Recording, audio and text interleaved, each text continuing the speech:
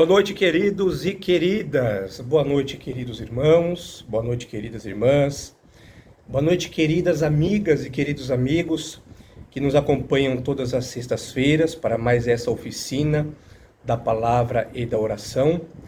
Eu sou Wellington e quero compartilhar com vocês um texto de Paulo, o grande apóstolo Paulo, quando ele escreve a carta à igreja de Filipos, e ficou registrada posteriormente no capítulo de número 3, versículos de número 13 e versículo de número 14.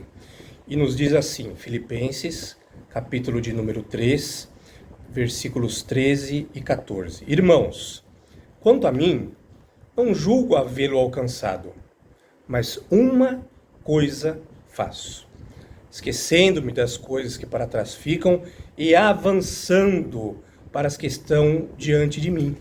Prossigo para o alvo, para o prêmio da soberana vocação de Deus em Cristo Jesus. Queridos, eu quero conversar com vocês nesta noite, nesse dia 21 de fevereiro de 2025, sobre a questão do nosso mundo. Nosso mundo, ele vive em constante mudança.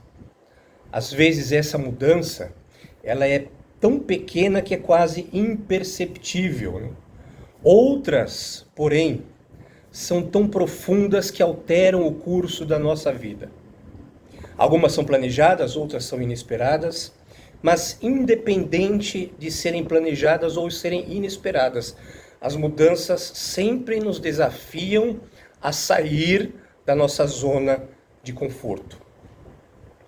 E muitos de nós, talvez a grande maioria, tenha dificuldade de lidar com o novo. Por quê? Porque nós, como seres humanos, nós gostamos de segurança, gostamos de previsibilidade, e quando as coisas mudam, a nossa reação natural é termos resistência, é termos medo.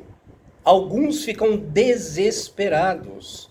Entretanto, como cristãos, nós precisamos lembrar que nada acontece conosco sem que o bondoso Deus permita. Mas eu vou além. Muitas vezes Deus usa as mudanças para cumprir os propósitos dele na nossa vida. E eu quero com isso refletir com vocês, a partir do texto bíblico, em 3 verdades que nos darão, e com apoio de outros textos também, refletir em 3 verdades que nos ajudarão a lidar com as mudanças, mas com fé e com coragem. A primeira verdade é que muitas vezes as mudanças elas são inevitáveis, mas podem ser um propósito de Deus. Veja o que diz em Eclesiastes. Eclesiastes, capítulo de número 3, versículo de número 1. Eclesiastes, capítulo 3, versículo de número 1. Para tudo, versículo 1.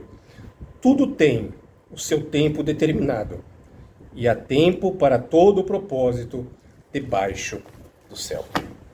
Veja só, a Bíblia, queridas e queridos, nos ensinam que todas as coisas acontecem no seu devido tempo. Deus não fica surpreso com as coisas que ocorrem, com as mudanças que ocorrem, com as mudanças que nós enfrentamos. Pelo contrário, Ele muitas vezes pode utilizar as mudanças que muitas vezes para nós parecem ser prejudiciais, parecem ser difíceis, parecem ser trevosas, para nos levar para novos desafios. Talvez um dos maiores exemplos nas Escrituras é a vida de José. José, que foi vendido pelos seus próprios irmãos, ele tornou-se escravo, foi para o Egito, foi preso injustamente e passou anos e anos longe da família. Talvez você e eu, nós já teríamos ficado desesperados. Talvez nas tuas mudanças você já comece a reclamar. Humanamente falando, de fato, a vida de José estava desmoronando. Mas Deus estava no controle. Cada fase da vida de José proporcionou que ele ganhasse experiência para que ele se tornasse governador do Egito e com isso salvasse muitas vidas, inclusive as vidas dos seus próprios irmãos que o vendeu. Talvez você esteja passando por uma mudança que para você parece injusta, que para você parece dolorosa, mas Deus está te conduzindo, acredite nisso, para algo muito maior do que você imagina. Mas em segundo ponto, nós precisamos continuar avançando, mesmo quando as mudanças nos desafiam. É por isso que Filipenses, o texto que nós lemos, diz assim: esquecendo-me das coisas que ficaram para trás e avançando, prossigo para o alvo. Veja só, a grande tentação que nós temos nas mudanças é olhar para trás.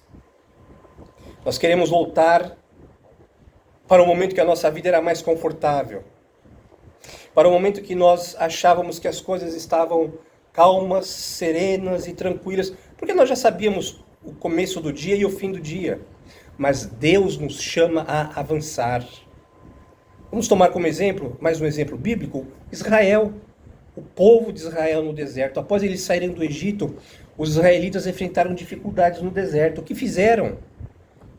Eles avançaram, prosseguiram para o alvo, foram para a terra prometida e estava tudo bem? Não, você conhece a história.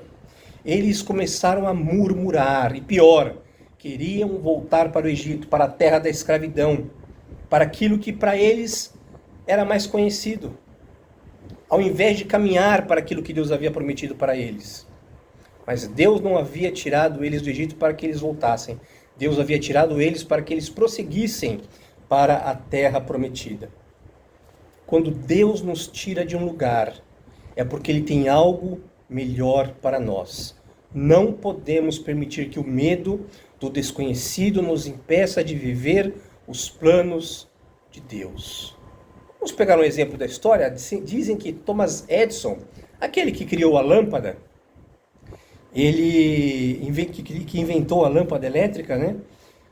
Dizem que ele já havia falhado mais de 10 mil vezes, olha só, 10 mil vezes. E aí perguntam para ele assim: Thomas, como que você se sente falhando tantas vezes? Você sabe qual foi a resposta dele? Ele disse assim: eu não falhei, eu apenas descobri as 10 mil maneiras que não funcionam. Veja só, queridos, se na ciência a persistência é essencial, quanto mais na nossa caminhada com Deus. Não podemos desistir das dificuldades, porque nas mudanças, esse é o nosso terceiro ponto, nas mudanças a certeza que temos é que Deus está conosco. Vocês se lembram lá também da transição na história de Josué. Josué ouve assim de Deus: não fui eu que te ordenei, seja forte e corajoso, não se desanime, pois o Senhor, o seu Deus, estará com você por onde você andar. Imagine, queridos, a responsabilidade de Josué ao substituir Moisés. Moisés já era um homem velho, né, experimentado, experiente. Josué era novo, Josué era um jovem. E o povo era difícil de liderar. Josué viu como o povo reclamava, murmurava. Ao invés de contribuir, eles mais reclamavam do que caminhavam. Os desafios eram imensos, a terra prometida precisava ser conquistada. E Josué provavelmente estava temeroso, mas Deus diz para ele, e lhe faz uma promessa: eu estarei com você. Às vezes, as nossas responsabilidades nos assustam. Mas tenha certeza, querida, tenha certeza, querido, se Deus nos colocou ali, Ele nos capacitará. Vamos ver um outro exemplo? Os próprios discípulos de Jesus. Quando Jesus morre, imagine o líder deles, aquele que animava, que dava força, que dava uma palavra de ânimo. Ele morre.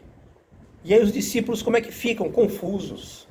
Os discípulos ficam com medo, porque tudo aquele momento que o suporte, a base deles estava com ele, que era Jesus, acabou se sumindo, porque Jesus havia morrido.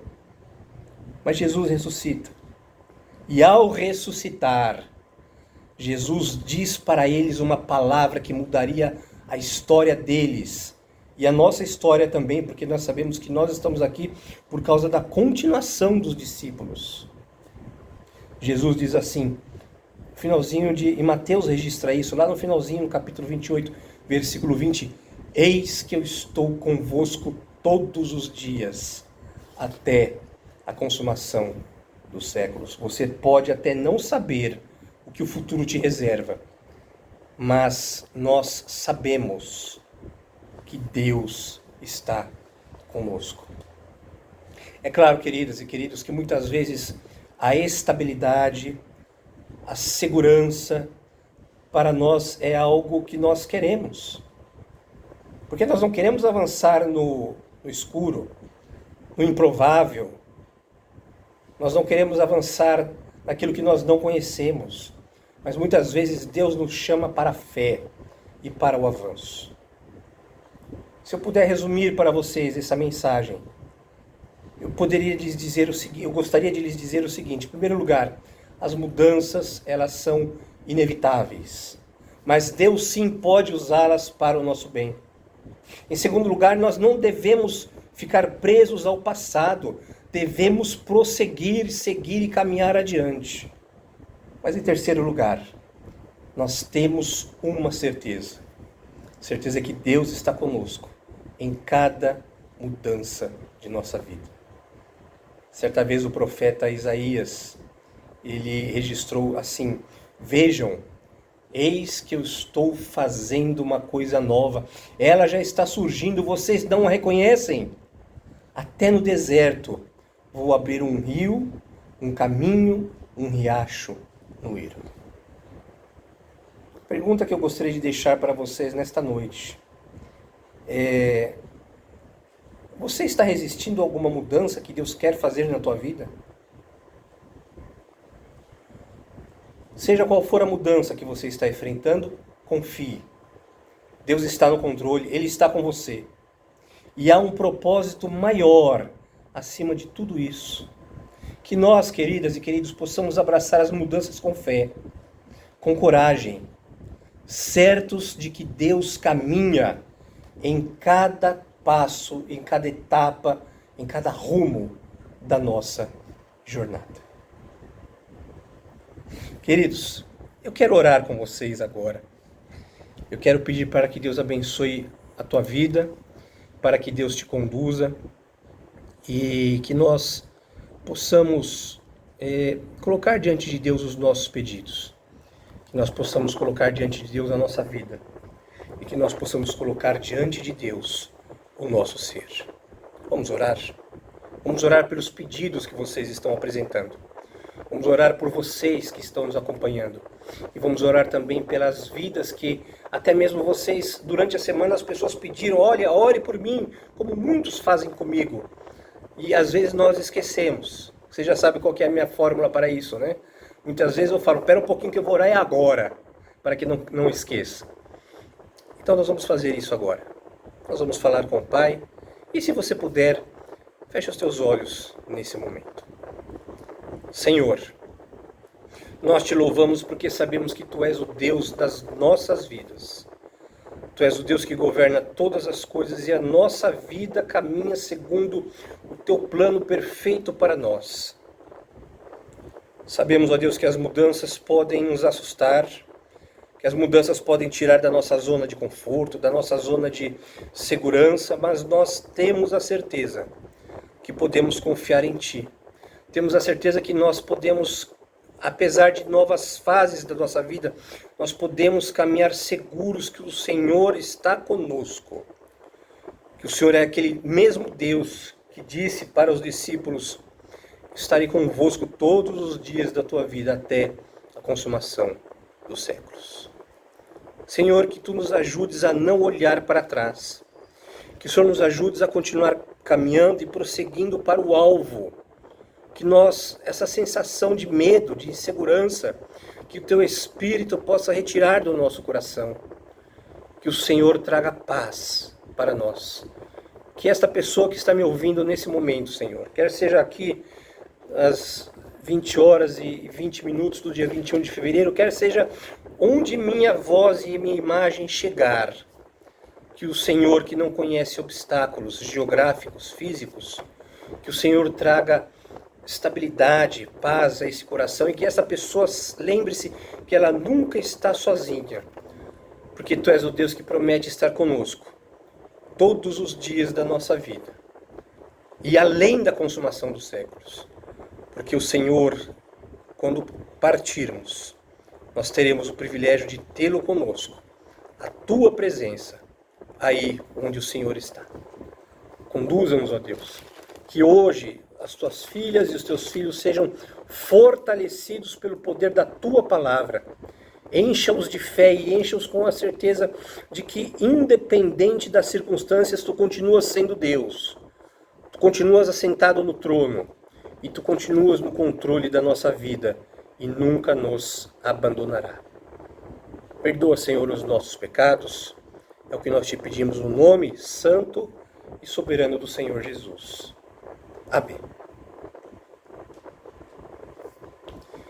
Queridas, queridos, foi um privilégio me dirigir a vocês e eu quero já informar que nós teremos mais uma oficina da palavra e da oração que será transmitida nos moldes que vocês estão vendo agora, porque a partir de março nós teremos a nossa oficina da palavra e da oração presencial aqui na igreja. Quem estará conduzindo é o reverendo Coles Garcia Júnior. Mas eu quero dizer para vocês o seguinte: você que fala assim, puxa, reverendo, mas eu gostaria de continuar participando à distância, porque eu moro em outra cidade, moro em outro estado. Você vai continuar participando às quartas-feiras. Nós manteremos a reunião de quarta-feira à distância, online, e a nossa reunião de sexta-feira, a oficina da palavra, de forma presencial. Queridas, queridos, um grande abraço para você, um grande beijo no teu coração, que Deus te abençoe, te guarde e fique em paz. Deus está com você. Amém.